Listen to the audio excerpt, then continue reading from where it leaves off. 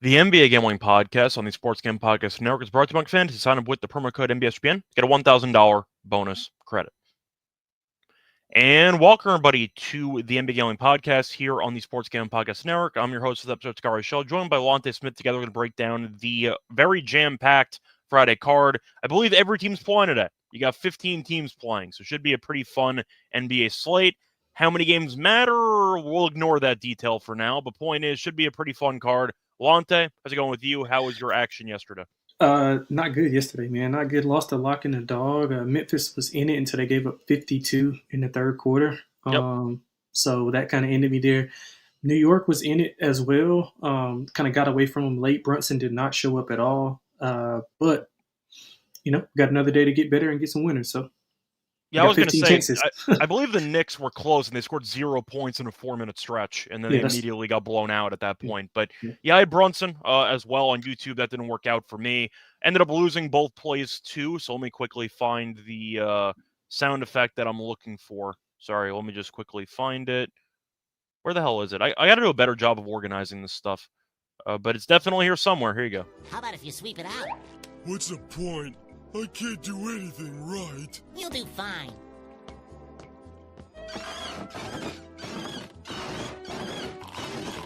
Hey, pal. You just blowing from Stupid Town? Yeah, so the Pacers and Cavs game did go under in the end. I had the over. I can't even say it was a bad beat because the game was on pace to go under, and then the fourth quarter kind of exploded. Had a shot there at overtime, or maybe even some fouling in late game situations. Didn't happen. The game was too close that it came down to a defensive stop. Tyson makes that shot, though, at the end of regulation. I win in overtime. So it was close, but didn't really deserve to get there. For the dog, I ended up having Brunson 30+, and he scored 0 points in the final 19 minutes of the game. 0 points in 19+ minutes, so that's not how exactly you draw it up. A nice win for Detroit.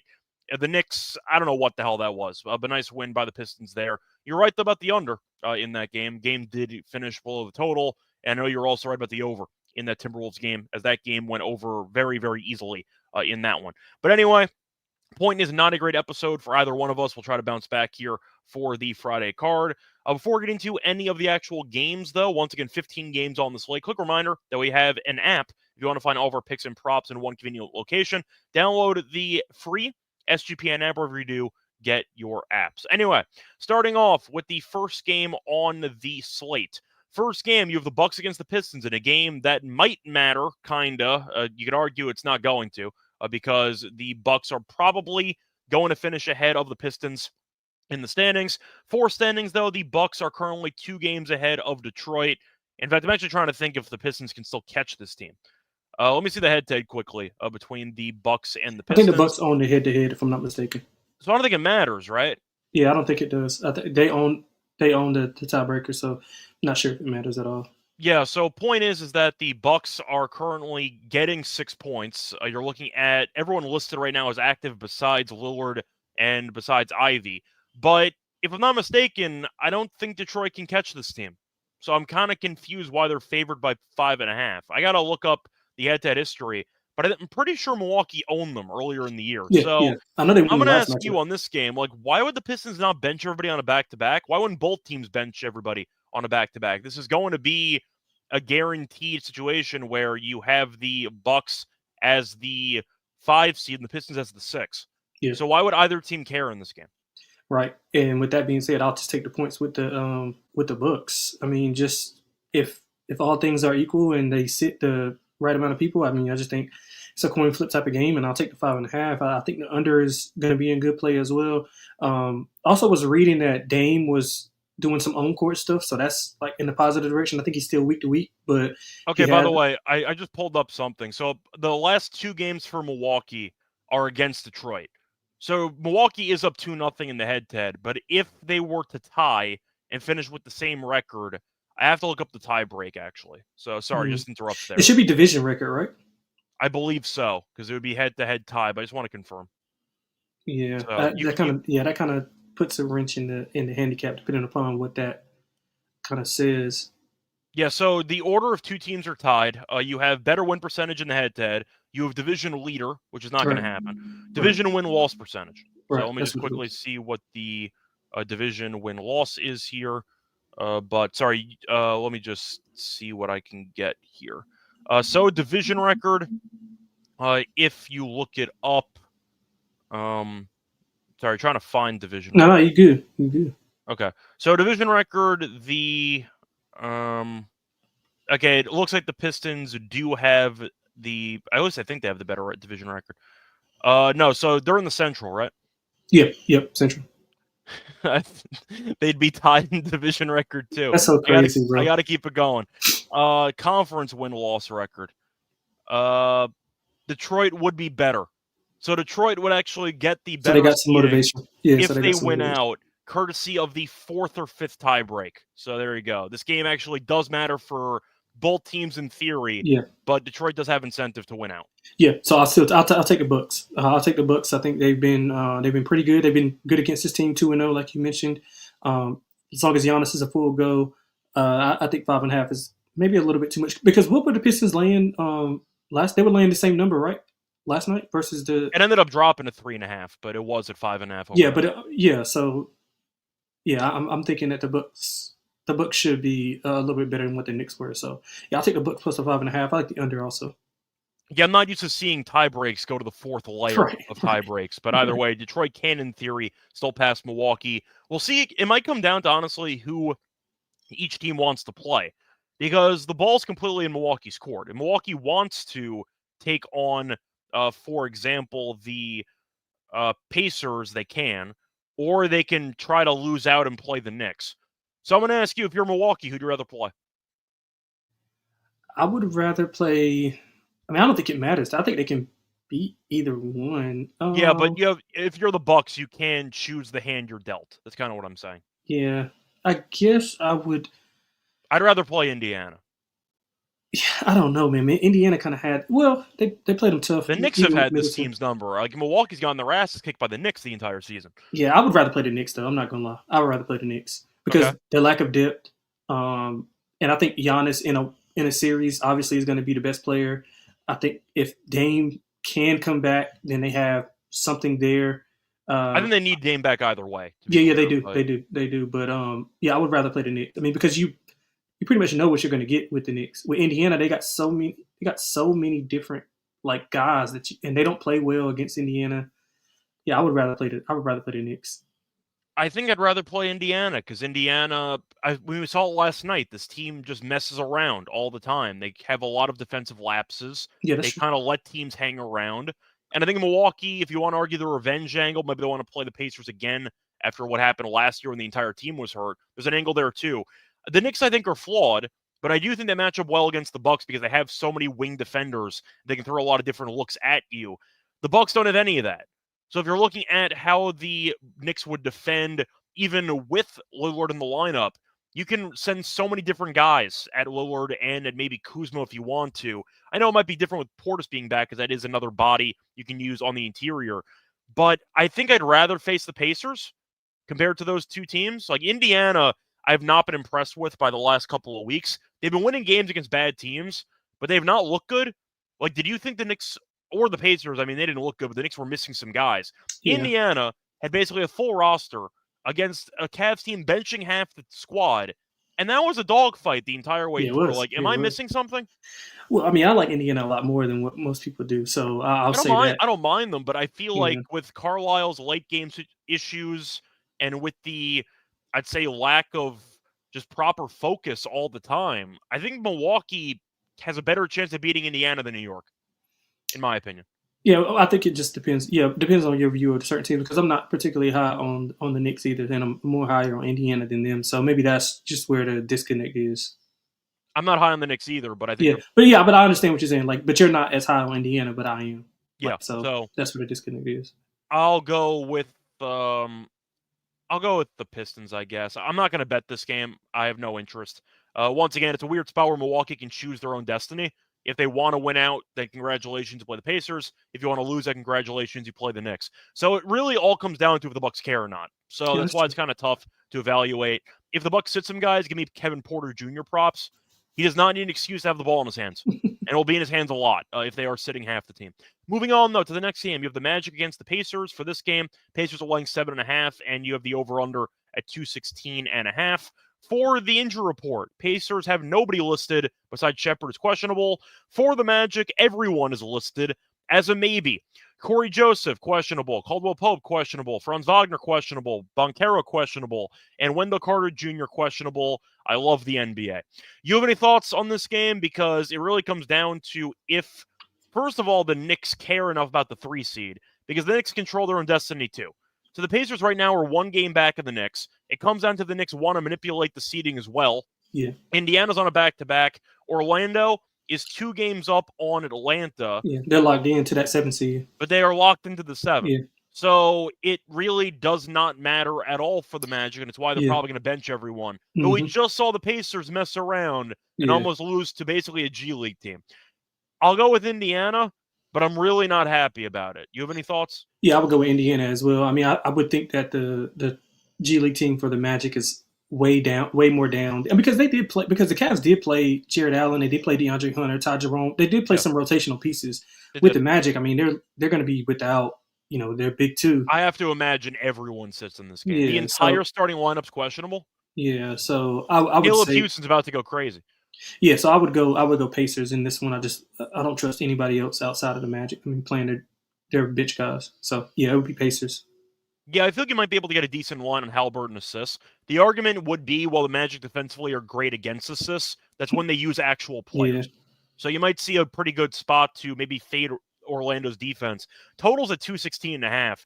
If we do give Orlando's props because of their defensive intensity, but they're benching everyone that's responsible for that intensity, right? Should see some more pace. Indiana's offense might be very undervalued in the spot. That's kind of where I'm going with this one. I agree with that. I'll go with the Pacers, and I'll go with the Pacers team total over in this game.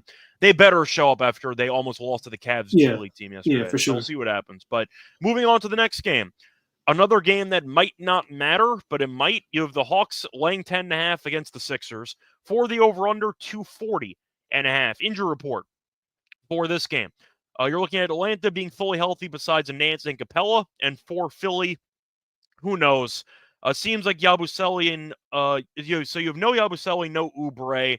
You have no Maxey, of course. No Lowry, no Drummond. Maybe tags on Edwards, Grimes, and Reese.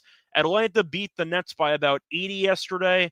For the updated standings, though, they cannot catch the Magic, and they're currently 1 game ahead of the Bulls for the 8th seed. So the game actually does matter for Atlanta, because if the Bulls win out and the Hawks lose 1 game, I believe the Bulls pass them and get the 8th seed. So very important game for Atlanta, and it seems like Grimes and everyone might be sitting.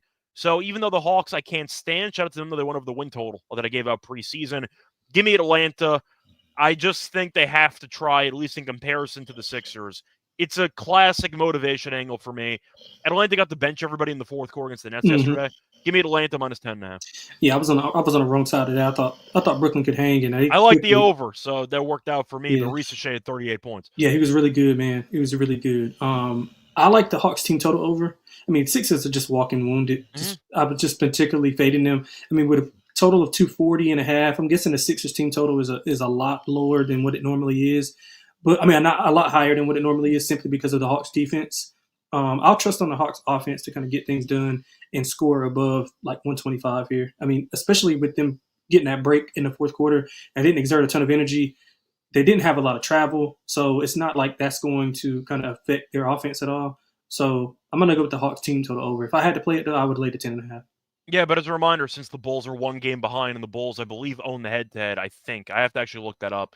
But once again, if Atlanta loses the game, they could fall themselves down into the elimination game immediately in the 9-10. So I have to actually pull up if they have the head-to-head over Chicago. So let me just quickly check that by confirmation. Either way, though, they're going to need to win this game. So something to keep in mind. But I do want to see who would win a tiebreaker between these teams. So, sorry, just trying to find Chicago on this damn thing. Where the hell is Chicago? Oh, sorry, that's why. Because I was on Chicago's schedule. All right, I'm an idiot. Okay, so looking at the head-to-head, Chicago is currently tied 2-2 with Atlanta. Here comes the tiebreakers again. Let's see where we're at. Better win percentage, division leader, no. Division win percentage, only if they're in the same division. So that is a no. Conference win-loss percentage. So let's see where they're at here for the conference. In the East, the Hawks right now are better. So if the Hawks win one more game, they clinch the 8th seed. So this is the game that's going to matter the most. Atlanta should roll. Is that fair? Do you agree on that? Yeah, I do. Yeah, I do. Sorry about that. Trivia question. Since we are talking about the Sixers might be a complete lost cause, according to RotoWire, do you want to guess who the Sixers starting power forward is going to be for this game? It's a good question. It's a throwback name. Throwback name. Okay, so that He's not old per se, but you've heard this name for a couple of years at this point. Damn, I'm all the way lost. I was about to say Thad Young, but obviously he's a draft bust. Draft bust. Anthony Bennett? No, can't be. No, it's not Anthony Bennett. It's Marvin Bagley. Oh, Bagley. I thought Bagley was on the Memphis. We all thought that. No, he's on the Sixers now, so he might be starting for this game. Anyway, though, yeah, I know. That's what happens when you have a lot of teams that are tanking and trying to lose. So there you go. But the point is, Bagley might be starting in this game. So give me Atlanta, who can wrap up the 8th seed with a win in this game. Moving on, though, to the Hornets against the Celtics. Two teams that really have nothing to play for. For this game, Celtics are laying 19.5. The over-under's at 214.5. For the injury report, you're looking at right now, everyone listed for Boston except for Jaylen Brown. Big deal, though. I'm not saying Brown would have made an All-NBA team, but he actually is going to be eliminated from contention because he has to reach 65, and right now he's at a 63. So I thought Brown might play 20 minutes in the last two games to try to get to 25, but I guess Brown realized I got no chance of making an All-NBA team anyway, so why would I bother? But for the injury report for Charlotte, you have no Josh Green, no Miles Bridges, and of course no LaMelo, but Mark Williams expected to play in this game.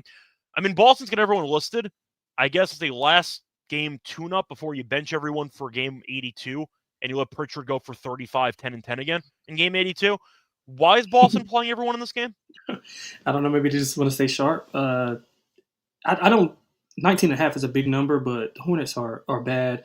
But again, this is Charles Lee coming back to Boston, so I don't know if Mazzulla wants to run it up on him. I would just look at the Celtics early, first quarter, first half.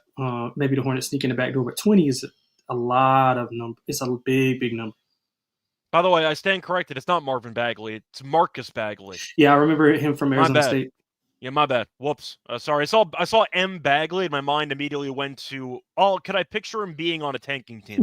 I actually can picture Marvin Bagley being on a tanking team. So, yeah, my bad. That's Marcus Bagley, if that makes you feel better or worse about their lineup. For this game, though, I mean, the Hornets are a joke. I think the Celtics bench team probably could beat the Hornets by like 10. Maybe this turns into a Hauser game or once again, a team where a random Boston bench guy goes for like 20. Maybe Kata goes for like 18 and 15. I don't know. I think Kata's pretty good. I liked him at Utah State, but I think I'll go Boston, but there's no chance I bet this over?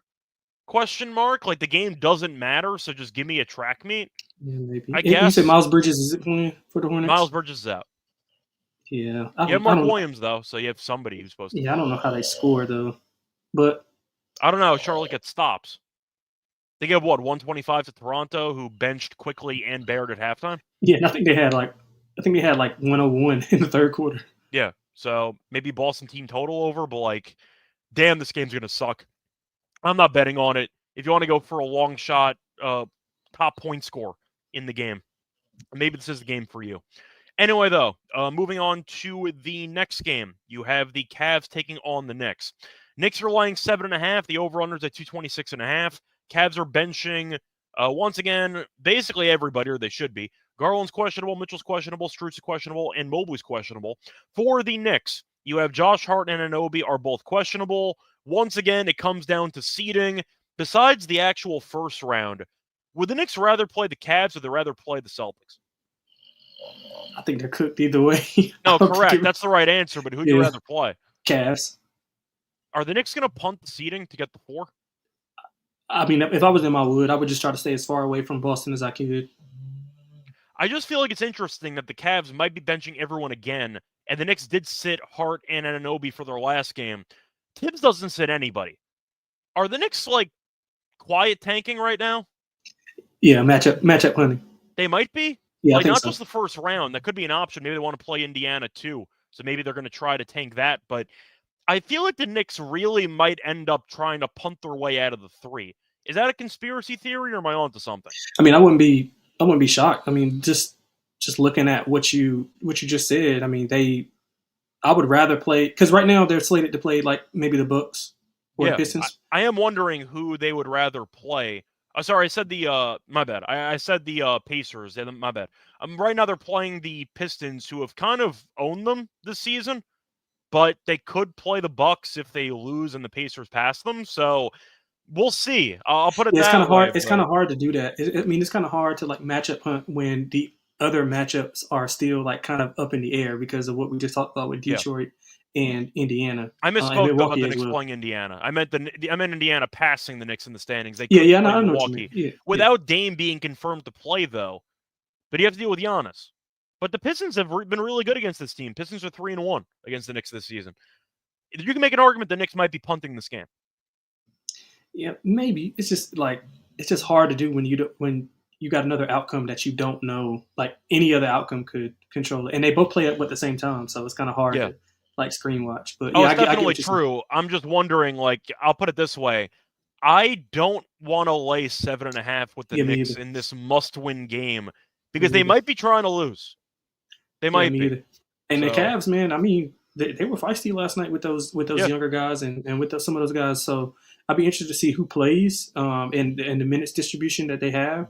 But I mean, the Cavs have nothing to play for pretty much. I mean, they can't do any better than what they already are. The Knicks are what they are, but it kind of just depends on the mindset that they have coming in as far as where they want to be seated at. Yeah, it was mostly, once again, just Hart and Anunoby missing a game like that yesterday, where it feels like Tibbs would have just found every reason to play them.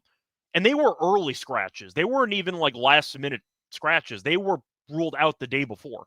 So that's pretty telling to me that the Knicks are trying to manipulate something with seeding. And once again, not even just the first round, because you'd face off against maybe the Bucks instead of facing off against the Pistons.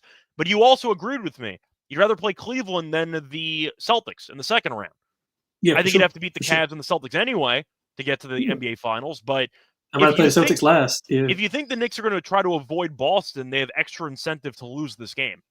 So maybe if you want to get weird with the Cavs money line, maybe. But yeah. I think the Cavs ancillary pieces aren't bad. Like they just show they can go into Indiana and compete. Like they're not bad, but I am concerned about the injury history of Hunter. I'm wondering if the Cavs maybe sit him to keep him healthy for the playoffs. Maybe, or maybe just a couple of minutes here and there. Yeah, we'll see. But something to keep in mind: the Knicks might be quiet tanking, and Amanda agrees with us that could be the case. Anyway, before we get into the remainder of the actual slate, a reminder that we do have a sponsor, EdgeBoost. Because if you ever try to get money from your bank account at 2 a.m. to try to place some bets and you've been denied, they'll not happen with you with the EdgeBoost card because they have your back. First ever bank account built for bettors. They give you fast, reliable access to your funds, make it easy to move money, and once again, you can move it where and when you need it without the delays that come with traditional banks. Also, they have a ton of, great cash rewards. You can use for example here, every time you deposit into a qualified gambling account, you can earn cash rewards up to 0.5%, all this for no usage fees and no imbalance. And a reminder, they also have a great amount of responsible gambling tools to help you manage your bankroll and make informed decisions. And a reminder, you go to edgeboost.bet, promo code SGPN, sign up for your EdgeBoost card today. We're also brought to you by MyBookie because MyBookie.ag is the place in every sport, including the Masters. They have props in every game. They also accept customers on locations. You can also use crypto for letting fast payouts and easy deposits. Head to MyBookie.ag, promo code SGPN for $1,000 maximum deposit match up to 100%. So once again, 100% deposit match up to 1K. MyBookie.ag, promo code SGPN. Welcome back, everyone, to the NBA Gambling Podcast with the first couple games on the card. Time to keep it rolling for the next game. The Bulls are laying 16.5 against the Wizards. The over-under is at 237.5. Now, for this matchup, you are looking at the Wizards, who are benching a lot of guys, and they already suck. But you have no Poole, no Middleton, no Gill, no Brogdon, no Bay, and Holmes is a doubtful tag. For the Bulls, I see no Lonzo, I see no Trey Jones, and I see a questionable tag on Terry. Jalen Smith, though, is probable, but the main guys, Giddey and White and Buzelis, etc., are all supposed to play. Now, I said before in the standings that the Bulls do need the Hawks to lose with them winning out to have a shot at anything, which is probably not going to happen. But I do think at the end of the day, the Hawks should beat the Sixers, so it might not matter anyway. The Bulls should win this game, but you could argue it doesn't really matter for this team anyway. So what do you like for this game? Because the Bulls technically are trying, but it comes down to if Atlanta messes up or not. Yeah, team total over. I don't want to mess around with it. That's a big number for the Bulls, man. That's a big number. I know the Wizards young. I like some of the Wizards young players. I really do. I'd be interested to see what they do in the draft. I mean, Bub Carrington's been pretty good. Yeah, I mean, Sarr's been great as well. Johnson's been pretty good lately too. Him too. Like, so that's 3 guys that we just said that we like. So yeah, I'm gonna go with the Bulls team total over. I mean, I think the Bulls can still score. That's a big number to lay. I would maybe go over as well. I think we see a lot of pace. So Bulls team total over, full game over. I'll stay away from the side. Yeah, I'm just going to go over in this game. You mentioned the team total. I think that the Wizards can score a bit against this team.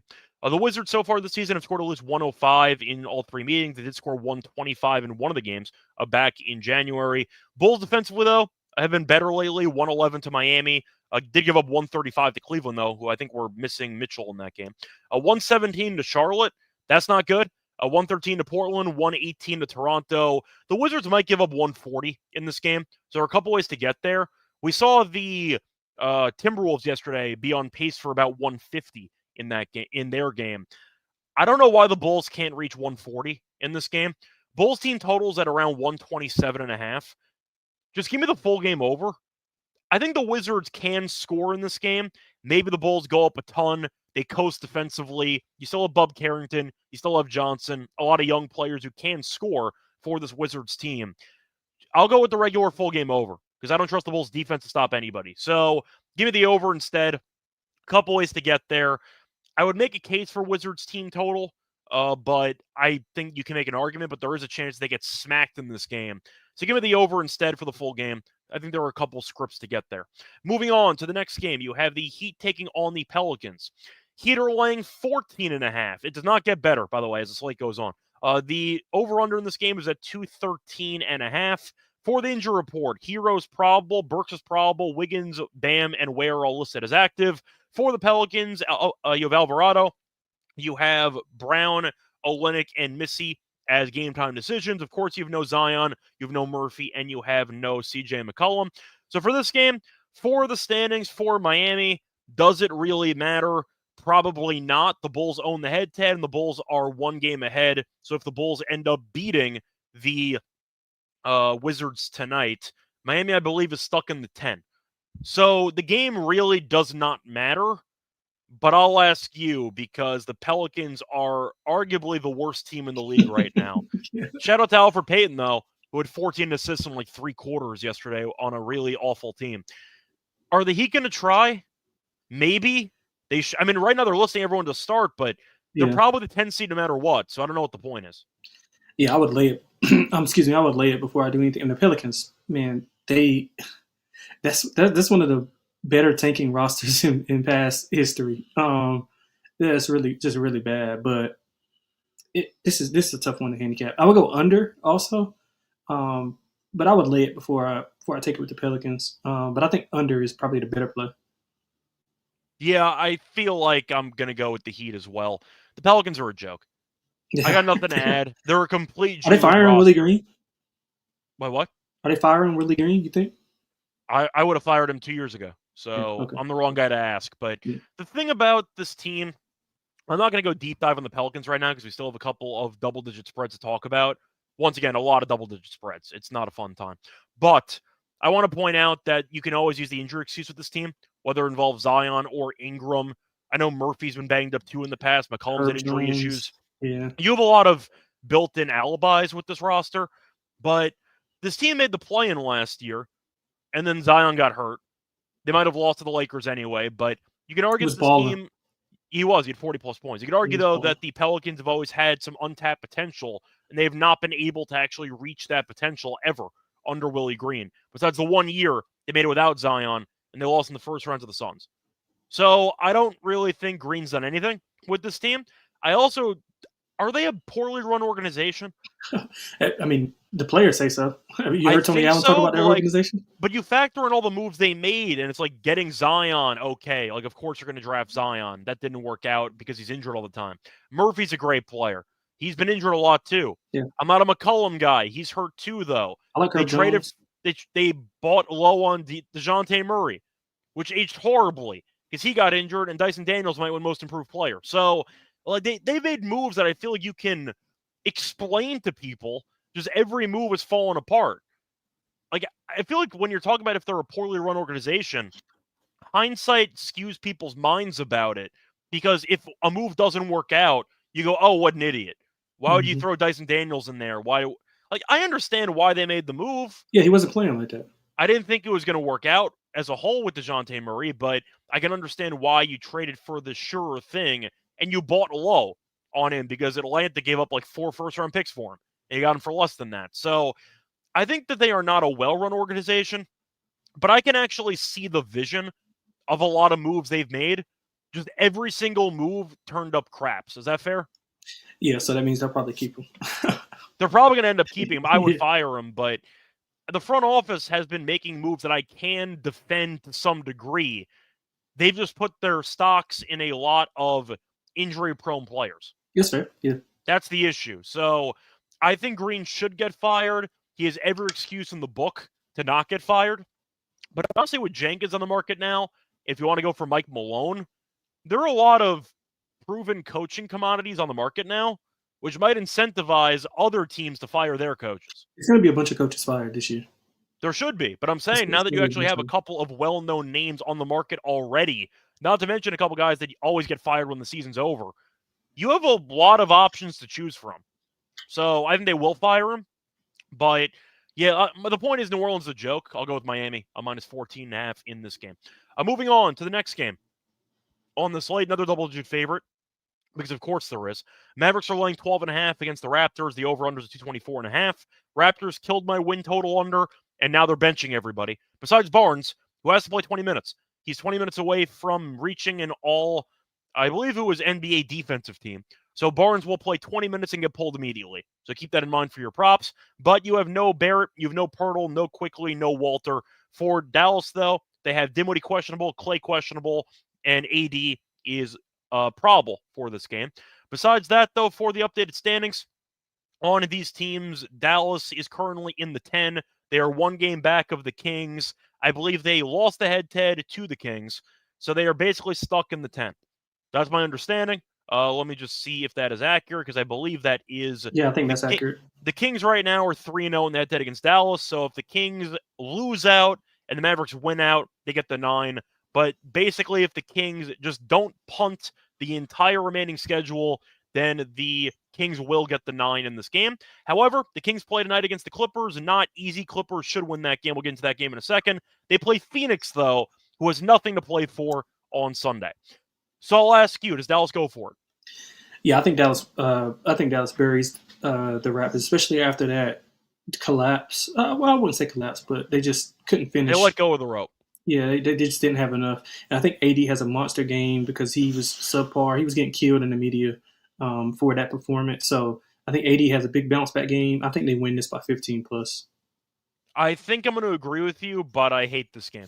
Yeah. Because Toronto's been like randomly winning games with made-up lineups for months, and that's why I lost my win total parlay. I think I like the under in this game. I question how Toronto's going to score. Barnes might have a solid game, but once again, he's only playing 20 minutes. He's legitimately getting pulled as soon as he reaches 20 minutes, which is the minimum minute requirement for games to count. So he's trying to get to 65. That's the only thing that Barnes is playing for, and you're looking at the other guys in the lineup right now. I think that Shed is fine. Agbaji's okay. I'm not a battle guy. Magba, though, had a triple-double in his last game. So we'll see what happens here, but I think Toronto's roster, even with all the guys sitting, is not that terrible. Under? This team defensively is not that bad, and if AD is going to play well, I'm hoping defensively he can rim protect. So I'll go under in this game instead. I don't want to lay this, though, with Dallas. I just really don't like this team. Yeah, I don't blame you. Moving on, though, to the next game. The Nets are getting 19.5 against the Timberwolves on a back-to-back. The over-under is at 216.5. For the injury report, Minnesota has to play everybody because they're going for seeding. Nets are going to be benching the main guys, Johnson, Russell, and Sharp. The Nets got killed by what felt like 80 against Atlanta yesterday. They were down 40.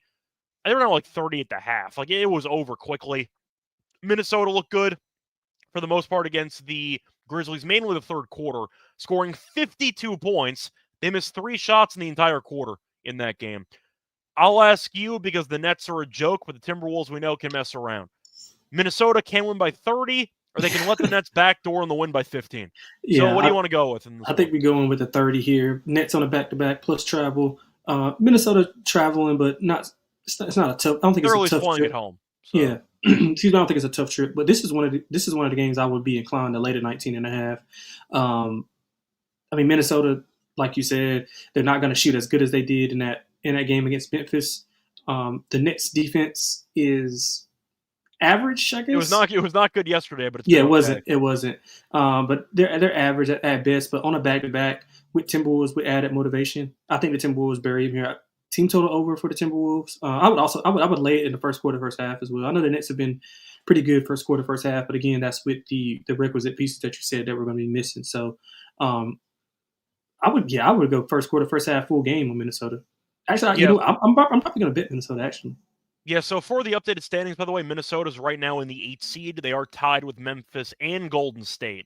So things can get very weird here, because Golden State plays the Clippers in the last game of the season. So there is a chance Timberwolves get out of the play-in, or at least get home court in the first play-in game. They will be in the 7-8 game. The question is who's going to host the home game, or if Minnesota can find a way out of it. We'll see. But Minnesota's playing for a couple of things. They can either get out of the play-in or get home court in the first play-in game. They should win this game by 30. The Nets no-showed the game against Atlanta. Atlanta doesn't play any defense, and the Nets still couldn't really do anything. And Reichel scored 38 points. So Ant can maybe go for 50 in this game. Randall might have a great game. You have Gobert rim protection. You have Reed. A lot of options here. Give me Minnesota as well, minus the 19.5. Moving on. A single-digit spread. I can't believe it. Nuggets are laying 6.5 at home against Memphis. Speaking of which, the over-under has been flying. It's down with 244.5 for the injury report. For this game, both teams have basically everybody playing some Wells, who broke his wrist, and Murray is a game-time decision again. The injury is definitely more serious than they're claiming, because he's not played in a while, and he keeps missing games that are pretty important for Denver. For the actual matchup here, Denver doesn't play much defense, but they did win the first game against Sacramento with the new coach. For the Grizzlies, they really don't guard anybody, and they lost to the Timberwolves last night. What do you like in this game? Because I like the over, but now it went up like 5 points. Yeah, so. I mean, I still would go over, man. I think the Nuggets should be able to score at will. We saw what the Minnesota was able to do throughout. Not just, I mean, they had a humongous third quarter, but throughout that game, Minnesota was getting whatever they wanted, however they wanted it. The Grizzlies were bad. I mean, it was a great game for the first 2 and a third quarters until Minnesota kind of pulled away from them. Did you think Minnesota was on the verge of choking away another 20-point lead halfway through the fourth quarter? No, not 10 at one point. It was 10 at one point. So. Yeah, they did, but the Grizzlies just don't play enough defense. Like I said, their drive and kick, 3-point defense is horrible. Now the Nuggets don't have the shooters that. Well, I mean, Minnesota doesn't have a ton of shooters either. They just have Ant, but especially without Murray, I mean, they don't have a guy that can consistently knock down shots. So that's what kind of scares me. But I think in the half court, they'll be able to score at will with Joker in the post, and also making those back cuts with Braun and what's my guy's name, and Aaron Gordon and the dunker. So I'm going to go over here. My gut wants to take the Grizzlies. I really do, but I just can't do it. That's the side I would be taking if I had to. Would be the Grizzlies. I just can't bring myself to do it. 6.5 is a large number. Yeah, so I do want to ask you though, for this matchup, I might be focusing on player props instead. Does Edey get a decent amount of playing time, or do they pull him? How many minutes did he play last night? So Edey did not play much. He was in foul trouble the entire game last night. But I'm wondering, conceptually speaking, do you need Edey to guard Joker, or do you try to go slow? You try to go small with Jaren at the 5 and play fast? Because he played 30 minutes last night. He was in foul trouble. Finished with 7 points, 9 rebounds against Denver. Played 14 minutes in the first game, and he had 7 points. I got to check when that game actually was. That was a long time ago, back in November. So, do you think he's going to play a lot? Because you might need a big body to at least try to give some resistance to Joker. Yeah, I think they'll play. I think what they'll try to do is they'll try to play Joker straight up with Edie and let Jaren Jackson kind of roam and kind of clean up the back end, kind of like what Minnesota does defensively against them. Well, what they used to do whenever they had the rotation of Nasri, Cat, and Gobert, to kind of play one guy straight up and then let the other guy roam, because the Nuggets don't have the requisite shooters, and if they're playing Aaron Gordon in the dunker, then they're not really worried about him shooting threes. So now, will he get the opportunity to play a ton of minutes? Yes, but will he foul out in like a quarter and a half because he's guarding Joker? Maybe. So I guess that's kind of a better way of answering the question. Yeah, I was going to say his points are at 10.5 in this game. He had 7 and 7, though, in 14 minutes when they faced off back in November. So the rebounds were there. The rebounds for him in this game are at 10.5. Double-double, if you want to make an argument for it, plus 115, which I'm not a fan of at all. I mean, I think it's a decent spot for Edie. I'll put it that way. I'm not saying he's going to have a monster game, but he might have to play. I just feel like Jaren Jackson is in foul trouble all the time. If he guards Joker, he's dead. He's going to be in foul trouble in 5 minutes. At least you got to throw Edie out there with the hope of him doing something in this game. If you want to mention some blocks, by the way, he did have 2 blocks against Denver in 14 minutes in the first meeting. So maybe blocks of 1.5. Is Edie in line for an okay game? Because it feels like he might be. Yeah, as long as he stays out of foul trouble, I think he can be okay. Because Joker's obviously not going to play a ton of defense. Yeah, pretty much. So I'll go with Edie, I guess. I think that he's in line for a pretty good game. Besides that, I'll go with the over with you. I know Joker triple-double is at minus 105. That's ridiculous. I mean, I can't argue it. I mean, they're probably going to score 120-plus points, so I understand it. But, yeah, I think it's pretty tough to actually bet on this game because I don't really trust either team right now. So I'm going to move on to the next game. Moving on to the Thunder, laying 9.5 against the Jazz. The Jazz off a rare win. Nice overtime win against Portland. The Thunder, though, laying 9.5 despite benching probably the entire team for this game. You have no Williams, you have no Wallace, no Holmgren, no Hartenstein, no Shea, no Dort, no Dieng, and no Caruso. Besides that, though, they're in good shape. So it's going to be the other Jalen Williams, who might be on triple-double watch again. You have Kenrich Williams starting, Aaron Wiggins, Isaiah Joe, and you have Mitchell at point guard. For Utah, you have no Markkanen, no Kessler, you have no Collins, no KJ Martin, and Collier is questionable for this game. I'm going to ask you what you like in this one, because at first glance, I like the over, and maybe Aaron Wiggins drops 30. But that's kind of where I'm at. Him or Isaiah Joe. I like the over as well. I think we see a lot of pace. Jazz have been playing with a lot more pace. You know what? The Jazz, they're like the Wizards, man. They got some young guys that I like as well. Filipowski's been playing really, really well. He's been great. Yeah, he's been playing really well. Isaiah Collier's been really great. I mean, broke the John Stockton rookie assist record, and he wasn't even playing like the first month or two. Yeah. So that's impressive. Look, I want to take the points to the Jazz. I'm not going to lie to you, but I can't do it. I'm going to lay the number with the Thunder. I like the over even more, though. I think both teams will be able to score here. So we're looking at what? Both teams getting to like 116? Give or take, which I think is pretty reasonable. Right, and I think Thunder can probably get to 120 plus. So, yeah, I like the over. Yeah, I feel the same way. Watch out for the Jalen Williams triple-double. Yep. We've seen a couple of spot starts where he's actually had some good games, so I don't mind that as an angle as well. Moving on, though, to the next game. This might be the worst game of the night. You have the Spurs against the Suns. Suns are laying 5.5. Half the team's in Cancun already. Spurs have been in Cancun for a while. The over-under's at 232.5. For the injury report, who really cares? Before the actual numbers or for the actual players here. Right now, you have Durant who's out. Richards is out. Booker, Beal, Allen, Dunn, and I forgot to pronounce his name.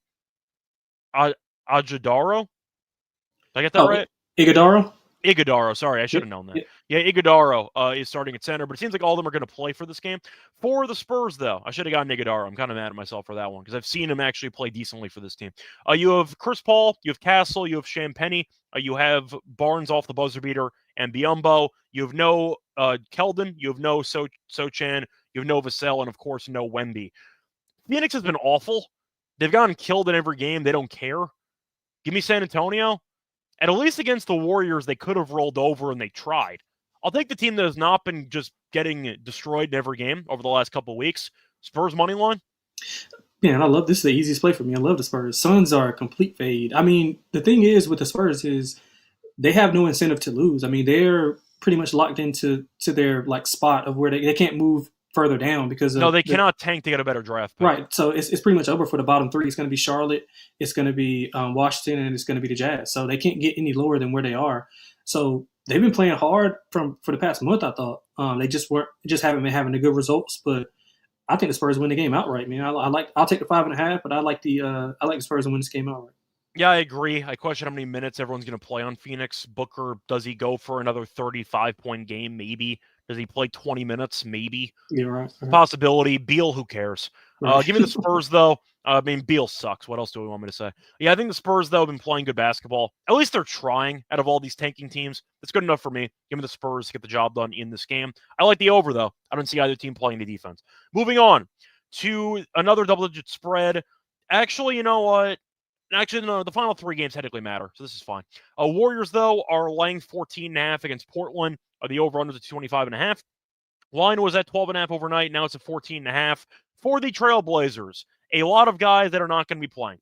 No Simons, no Henderson, no Grant, no Ayton, no Avdia is doubtful. I doubt he plays. Sharp had 37 points against Utah, and then he got injured, and now he has a knee issue. So he's probably not going to play. Is that fair? Yes, very fair. So I'm assuming Sharp will be sitting this game too, which means you're looking at what could be Banton, Chris Murray, Tyball's alive. He played last game. Forgot he was in the league. Kamara and Klingon against a full-strength Warriors team that has to win out in order to avoid the play-in. I took Golden State last night. Yeah. I didn't win this game by 30. Yeah. I saw Portland lose to Utah with Sharp dropping 37 points. Sharp was so good, they said we're never playing you again because you almost won us a game we didn't want to win. Give me the Golden State by, once again, 20, 25-plus points. Yeah, this is another one of those double-digit favorites that I like as well. I mean, we saw give credit to Portland and Chauncey Billups for their season in totality, but they kind of not gave up, but they kind of let go of the rope a little bit towards the end when they were out of the playoff contention. To be fair, they should have because they had no chance of getting a play-in. Right, and much like the Spurs, I thought they couldn't really improve their draft. No. And they got pieces as well, so they they'll be drafted in the middle of the draft anyway. But I think the Warriors bury him. First quarter, first half, full game. I love the Warriors in the spot, even though it's up a few points. Look at that team total over as well. They got a bunch of the Blazers got a bunch of like wing guys. They don't really have a bunch of guards who I think that can stop like Podziemski and Curry. I mean, well, obviously it's hard to stop Curry with anybody, but they don't have the requisite pieces, I don't think, to match up with those guards for the Warriors. So I look for Curry and Podziemski to have a big game. So maybe look at the threes laddered up. I think Butler's a bad matchup for this team too. Yeah. I mean, you're looking at who Portland's going to be throwing out there. Kamara probably gets the Butler assignment, but we've seen a bunch of teams play starters like 20 minutes. Oh, it's halftime? All right, cool. We're not using you again. Is there a chance that Klingon and Kamara get benched at halftime? Maybe. Like, that's a possibility, too. Yeah, Kamara for sure.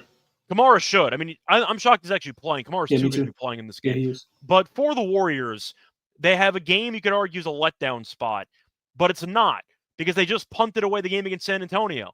They just had this exact same game, and they blew a double-digit lead entering the fourth quarter. So you have not only a great matchup against a team that's fully punting, but you also have a game off of the choke job loss where you have extra focus to try in the fourth quarter. So there is extra incentive for Golden State to actually not take their foot off the gas and to try to run it up a little bit because of the choke job that happened last game. Give me Golden State as the favorites here at minus 14.5. Moving on to the next game, the Clippers against the Kings. Two teams actually playing for something in the same game. Kings are currently home dogs at 6.5. They're looking at the over-under at 226.5. For the, once again, injury report, you have Keegan Murray as a questionable tag. Laravia and Monk are out. For the Clippers, though, questionable tag on Powell, questionable tag on Zubac. I don't know why they wouldn't play if you're going for seeding. So I'm assuming Clippers are going to be at full strength. Is that a fair assumption? Like, why would you bench Powell and Zubac? Aren't these must-win games? Yeah. I don't see an issue here of why they should be. So, assuming everyone plays for the Clippers, I don't trust the Kings. I think this team stinks. Give me the Clippers minus 6.5. The team's the hottest team in the league. Yeah, I love the Clippers in the spot. Love their team total over as well with the way Minnesota, with the way Sacramento has, the way they haven't been defending. Clippers, man, on fire, literally on fire. One of the better teams in the league, especially when they have Kawhi in the lineup. So this is pretty simple for me. I mean, I don't want to make it as simple as it is, but just the hot team coming in, the Kings lost Malik Monk. Don't have a ton of guards anyway. So Malik Monk was playing out of position, and now they don't have him. So, rely on a lot more of Zach LaVine handling the ball. I think the Clippers can take that away with their depth and with their defense. So I like the Clippers to roll here. I think the Clippers are a very dangerous team in the Western Conference, which we've been saying kind of like half-assed for years because we assume Harden's going to no-show a series and Kawhi's going to get hurt. When healthy, though, nobody wants to see this team. This team is really, really good, and they're playing like it. So, yes, I know the Nuggets did beat the Kings, so Joker had the great quote at the end of it. Sure, Sacramento sucks. Just being honest. If you didn't know, Sacramento's a baseball city now. Oh, with the A's. Just kidding. But for this one, give me the Clippers -6.5. For the last game, Rockets against the Lakers. Games sound so much better than you actually, until you look at the actual injury report and the actual standings. Lakers are laying 10.5. Over-unders at 225.5 for the standings. As an update, Houston has clinched the 2 seed. The Lakers are 1 game ahead of Denver for the 3 seed. So you could argue some manipulation could be in the works for seeding. But to be honest, the Lakers have a choice between right now the Clippers, the Nuggets, the Warriors, the Grizzlies, or the Timberwolves. Too many teams that are close together. So you really just cannot try to manipulate your first-round matchup yet. Right. But for the injury report, Houston should bench the entire team. But according to the injury reports right now, it seems like Van Vliet's questionable, Şengün's questionable. I don't see anything for Green or for Amin Thompson, but I see Thompson's going to play in this game. Want to point out, though, that Jalen Green did play against the Clippers, but he did not play the entire second half. So there is a chance that the guys that do play for the Rockets, Amin, for example, only play the first half and get benched in the second half. Keep that in mind for player props. The Lakers, though, they want that 3 seed. So I do think the Lakers should dominate this game. Yes, I know Houston might see a lot of Steven Adams minutes in this game, maybe. We'll see what the rotation is, but the Lakers should be going for seeding. They can basically wrap up the 3 seed if they just perform up to par over the rest of the schedule. And as far as I know, everyone's playing in this game. Give me the Lakers. You could argue maybe Houston first half if you want to take an Amin option to keep the game somewhat close early. But at some point, Houston will let go of the rope. At some point, give me the Lakers to dominate the second half. Take the Lakers -10.5. Yeah, tough game to handicap. I'll stay away, but give me all the Reed Shepherd props I can get. He's been great. 20 plus last game. Yeah, he's been great whenever he's been able to start and play meaningful minutes. I think you laid it out perfectly with how this game could go so many ways, which is why I'm staying away from it. I would look under 225.5 because defensively, I think both teams will kind of hang their hats on the defensive end, depending upon how many minutes the Rockets play their starters or some of those guys that are going to be playing. So I do think we see a lower scoring game, but as far as this game, I'll be all over the Reed Shepherd props. Okay, so question. Dylan Brooks right now is listed to play in this game. Does he get pulled early or does he get ejected? He might get ejected. Just throwing it out there because he is playing against the Lakers. But I think Amin plays 20 minutes. Jalen Green played 15 minutes last game and got benched. And Amin didn't play last game. So if you want to go for a same-game parlay, I don't mind the unders on every single Amin prop. Do you think that's a bold call or do you think I'm on to something? No, I think he's too fair. good. I don't know what the point is. I think that's pretty fair. Yeah, so keep that in mind. You might be able to find some good overall unders for players if you have pretty strong suspicion of a series minute restriction for these teams. Anyway, that's going to wrap it up for whatever the hell this card was. Now it's time for the Lock and Up picks. For that, though, quick reminder that we brought to you by our sponsor, Underdog Fantasy, because you can play their own and pick them. For a chance to win your times your money, you can also mix and match your sports, NBA, you can do MLB, UFC. If you want to also throw in tennis, you can. But you can also sign up for your new account with the promo code NBSGPN. Go special for first time deposit offer up to $1,000 bonus cash on Fantasy promo code NBASGPN. We're also brought to you by Rhythm because they are the home of ad back picks and props. They're also live for Major League Baseball. They models on NBA and golf. So picks are, once again, very solid in a bunch of different sports. You can also put your own model, which is simple and easy to do. Different promo codes, though, for different deals that Rhythm has. They have a monthly deal and an annual deal. So 25% off monthly subscriptions with the promo code SGPN25 or a 50% off annual code for the promo code SGPN50. Once again, that's RATHMM with the promo code SGPN25 or SGPN50. Welcome back, everyone, to the NBA Gambling Podcast. Finished going through every game on the NBA card. Now it's time for the Lock and Dog picks. Lonte, not the easiest card in the world because a lot of games don't matter. But I'll ask you, what are your Lock and Dog picks for the show? Let's go with let's see if I can find a good lock. Let's lock up let's look up the over in Memphis, Denver, 244.5. I think both teams will be able to score. Getting to 120 should be pretty easy for each side. Denver should be refreshed. I know Memphis may be a little bit gassed. It's a bad scheduling spot. They got to go to elevation after playing at home. It's fine. They'll just give up 140 and the game will go over. Right. So let's go over 244.5 for that. For the dog, I want to take the Spurs, man. I think the Spurs win the game outright. So plus 178, 180 for that. I mean, just a complete fade of the Spurs. Of the Suns. Yeah, so for my lock, I'll go back to the Warriors. Give me the Warriors minus the 14.5. I think they killed this team, especially in this spot. It's one thing if you have been coasting against bad teams and you've been winning by a bunch, and maybe you could argue that a team will backdoor it. They just blew a double-digit lead in the fourth quarter of the Spurs. They need this game. The Warriors got lucky, actually, because they got a mulligan after losing to the Spurs because the Grizzlies lost. So because the Grizzlies lost, the Warriors, if they win out, actually avoid the play-in anyway.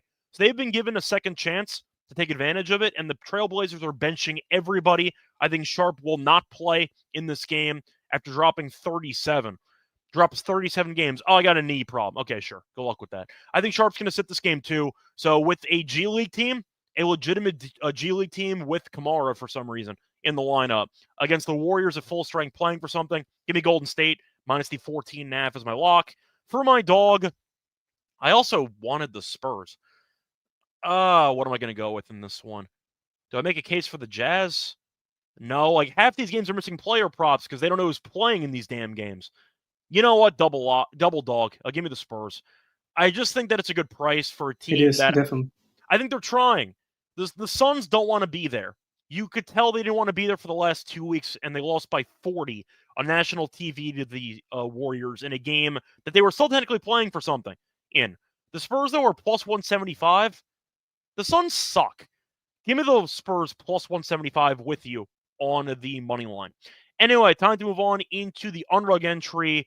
Yeah, we got to try to get creative on this one. What options do you like for the Underdog options for this entry? Is Reed up there?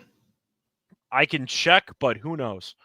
Yeah, but if not, I like what True Outlaws in the chat saying. I like that Kyle Filipowski higher points rebounds. He's been a monster. Okay, so Filipowski, I do see. We'll start there. His points are at 14.5, and his rebounds are at 10.5. You just want the points? Yeah, that's fine. Okay, so we'll go higher on his points. A bit juiced, but it's still fine. So we'll take that. You mentioned Reed. Let me see if Shepard is listed. He is not. So yeah, they don't know who's playing on Houston. So they're not going to list half the guys. Right. Do you want Joker triple-double? Do you want Edie? Yeah, you like Edie. I think I'm fine with Edie. I think it's a decent matchup. Yeah. So what do you want for Edie? Let's go PR. Okay, so PR for Edie in this game is set at 21.5. Yeah, and didn't you like you said one? Who was it that you said? I mean, I keep looking at guys I was tempted by, and I don't see lines on half the games. So you like Halliburton assists, right? I mentioned Halliburton assists. Let me just see what the line is for that. It's at 9.5. I think he can get 10. But what is Curry? Where's Curry's points at? I think he can have a good game. My concern, though, is that the Warriors might be up 40 and they're going to bench everybody. Yeah, that's fair. Yeah, let's stay away from that. Curry, though, is at 25.5. Yeah, let's stay away from that. It's up to you. No, yeah, we can stay away from that. Let's go with Halliburton assists because we both think that game could be competitive. Orlando's entire starting lineup is a questionable. Yeah, they're playing for nothing. So I think that the Orlando defense might be extremely overvalued in this spot. So once again, the 3-pick entry for Underdog, we're going to go with Filipowski on the higher, 14.5 points. We're going to go with Edie, higher, 21.5 points and rebounds, and we will go with Halliburton, higher, 9.5 assists. Anyway, that's going to wrap it up for whatever the hell this slate was. I do have other news that's worth sharing. If you enjoyed these random games, I have good news for you, because we do have another regular season episode coming out this weekend. Because for the Saturday, probably night, maybe Sunday morning, we will be having a Game 82 schedule that we're going to break down for the Sunday games. So if you do want a Sunday games breakdown, the finale of the regular season, where most teams have legitimately nothing to play for, we will cover all the games anyway. So stay tuned for that. Not sure who's going to host it. Terrell's checking his schedule, so we'll see what happens. But there will be another episode either Saturday night or Sunday. So I wanted to mention that. Lonte, anything else you want to add? That's a wrap, man. We got one more game, one more episode to go until we're in the best part of the season, man. Playoffs. Play in, and then playoffs. Sorry. Yeah, that was the joke I was going to make. I guess see the Hawks play postseason basketball. What a fun time. Anyway, find me on Twitter, Reichel Radio. Find him on Twitter at XXLonteXX. Till next time, good luck to all of you and all of your bats. Bye, everyone.